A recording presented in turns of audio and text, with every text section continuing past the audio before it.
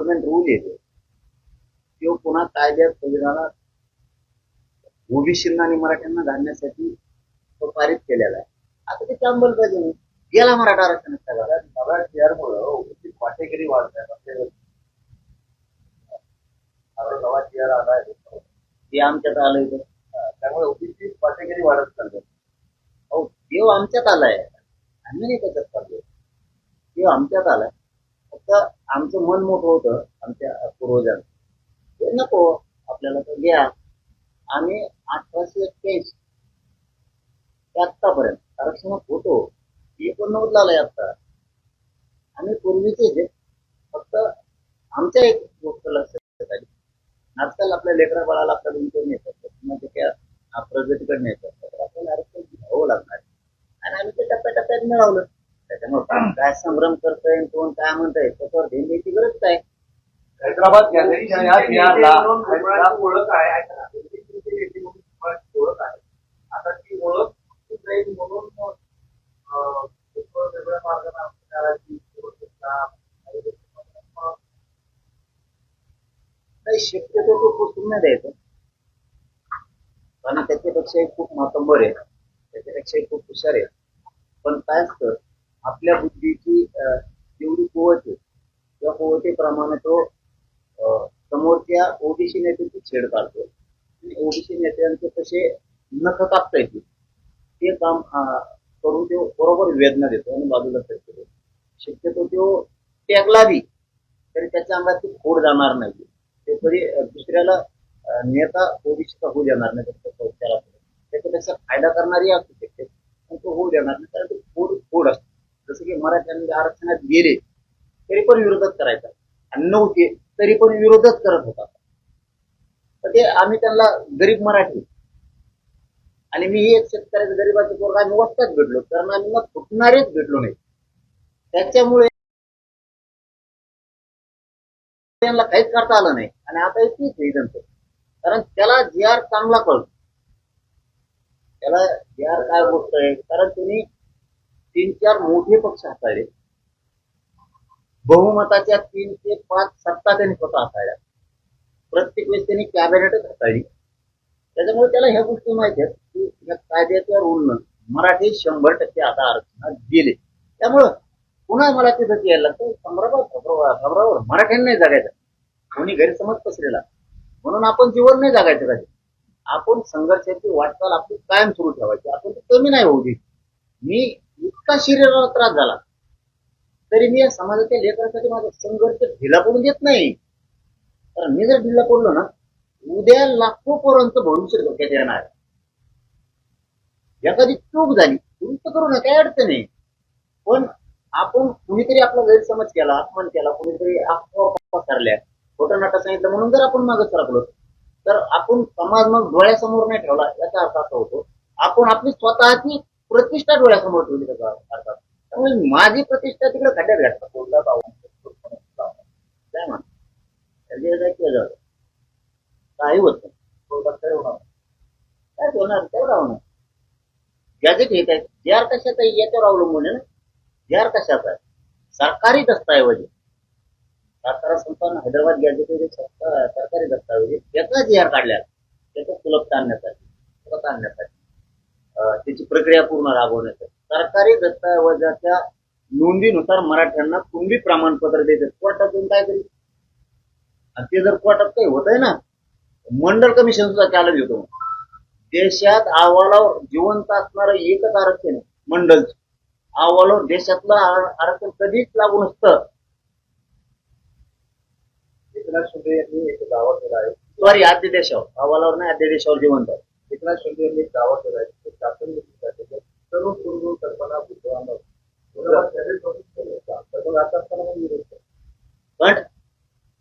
पण लोकाला शेपटाच्या आळ्या त्याची बिगर शेपटाची लाईकंड पाटील तुम्ही सांगता जीआर मध्ये बदल केले नाही जर तुम्ही ते सांगता असं वाटतंय का जीआर मध्ये खरंच चुकी जायला कारण बरेच अभ्यास जीआर मध्ये काही चुकी आहेत. जीआर ने घालवलं अभ्यासक झाले बाबा मरणाचे अभ्यासक सापडायला लागले. ते पुढे महाराष्ट्रात भले अभ्यासकच झाले जे आर के आधी काही सापडत नव्हता अभ्यासक नाही काही नाही काही नाही.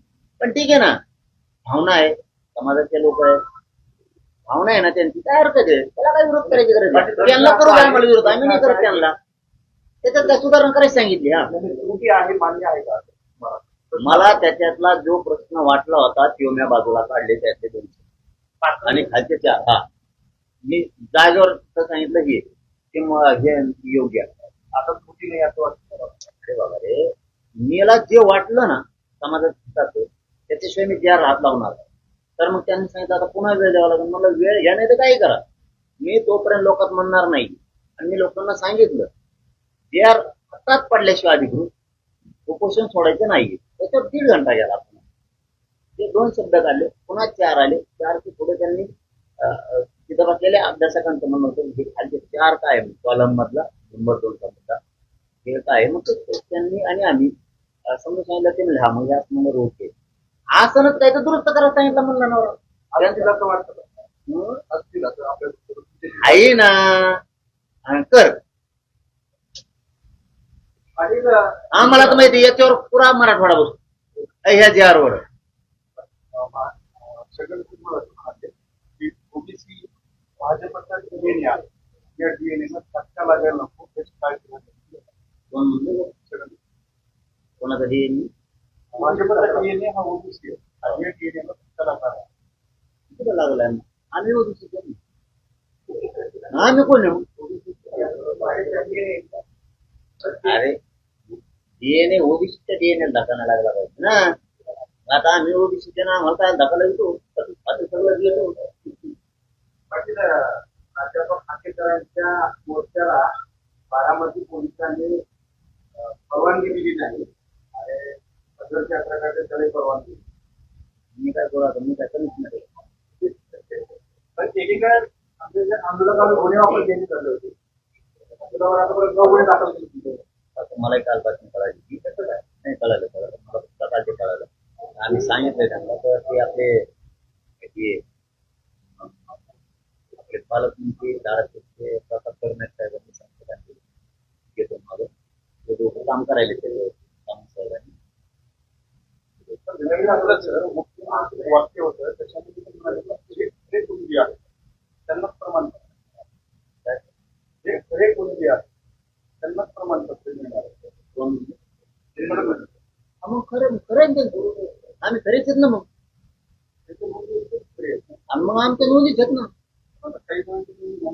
आम्ही गॅजेट कशाला आहे गॅजेट मध्ये नोंदी काय बघा गॅजेट याच्या नोंदी एखाद्या गावात समजा 50 1871 किंवा 1901 ला मराठ्यांचे लोक आहेत कुणबी त्याचे आतापर्यंत 500 झाले ना वंशज आम्ही त्यांचेच वंशज आहेत ना आपण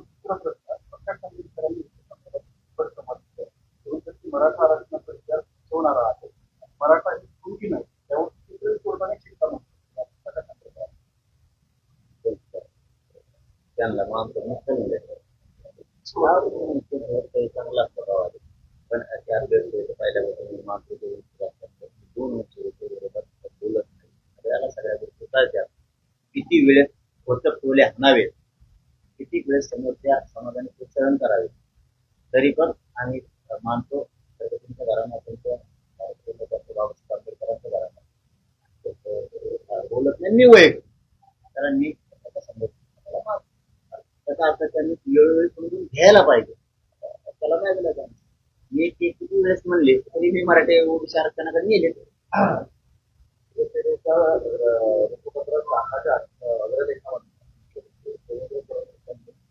मराठ्यांचं आंदोलन सगळ्यांनी हाताळलं अशा पद्धतीचं नोटीस केलं तर पुढच्यावर थोडी टोलं लागली की चौथेर जिल्ह्याचा वर्ष आंदोलन बोलता नाही अशा मात्र सुरू होण्याची आणि सामना एक प्रकारे सामना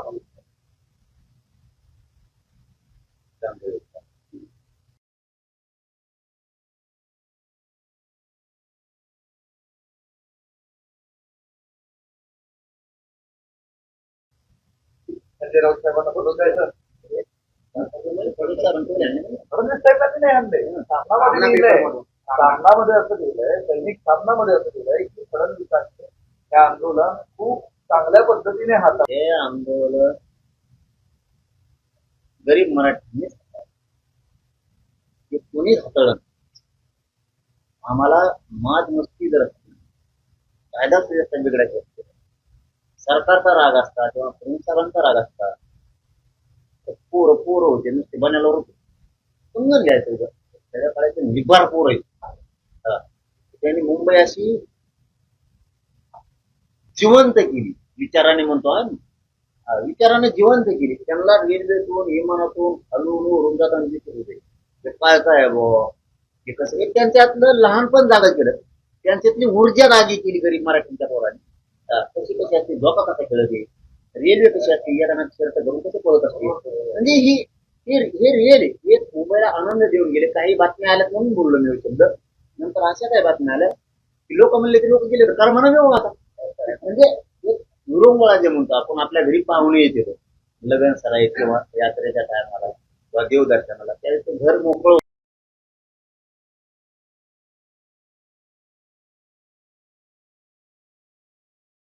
होतं तसं मुंबई हे महाराष्ट्र कोणीने हाताळलं तर ट्रेनी ते मराठ्यांनीच हाताळलं आणि मराठीने पुन्हा एकदा सिद्ध केलं शांतता राज्यात फक्त आम्हालाच पाहिजे सरकारला नाही पाहिजे. त्याच सामनात होते चौथेर शिव्यांचा वार्ता होता तरी मुख्यमंत्री सह्याद्री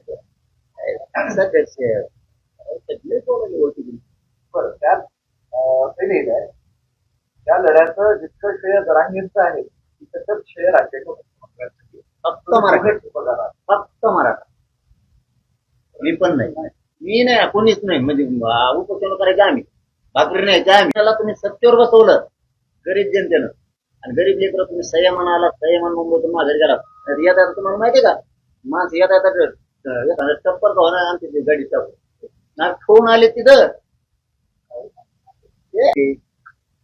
लढले तिथं बसले उठले नाही गरिबांची श्रेय सरकारनं दिलं पाहिजे आणि मी तर दिलेलं ते गरीब मराठी बोर्ड लावलं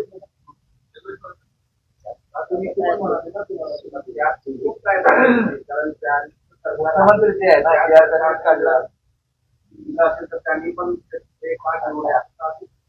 समाजाला पडलेला प्रश्न दोन्ही काय त्या अंमलबजावणी झाल्यावर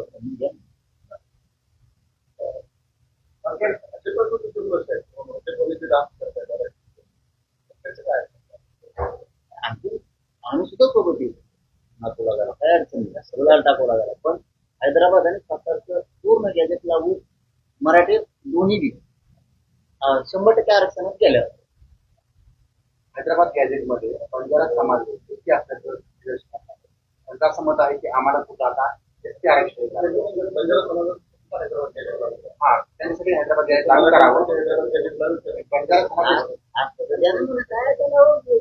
धरायचं आम्ही आणि तेवढे ते हे बी करा म्हणा लगेच प्रश्न तुला काय मागं पाहिजे आता ते महामंडळ हे केले उपसमिती तेवढे ते दलित मुस्लिमाला एक उपसमिती करा म्हणा हो मुख्यमंत्री साहेब परत शेतकऱ्यांना एक उपसमिती पाहिजे शेतकऱ्यांचे प्रश्न सुटले पाहिजे ना आदिवासी समाजाला सुद्धा एक मंत्रिमंडळाची उपसमिती असायला पाहिजे